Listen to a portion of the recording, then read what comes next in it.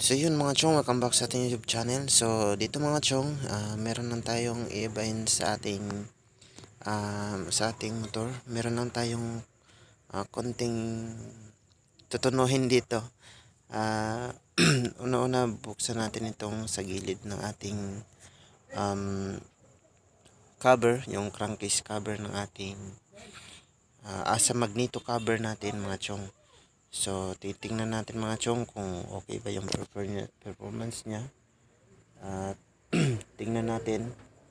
So una-una mga chong, so buksan natin itong magneto cover.